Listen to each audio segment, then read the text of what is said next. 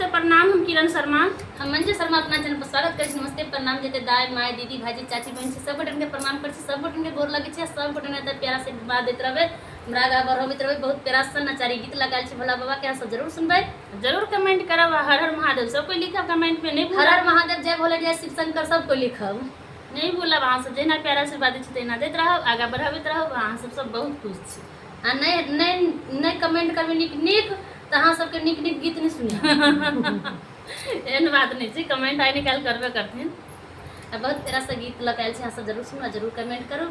बहुत प्यारा सा नचारी गीत है। देखिए गौरी केहन रहे छथिन, केहन घर में बियाह होइ छथिन, केहन बौरहबा बुढ़वा भंगिया सब वर्ष सब गुण के जागर भोला बाबा रहे छथिन आ सब गुण के बागर रहे छथिन। अपना लेल रहे छथिन भिखारी लेल, दुनिया लेल तो बहुत दानी छथिन। बहुत प्यारा सा नचारी गीत, अहाँ सब जरूर सुनो, जरूर कमेंट करें। कथी दे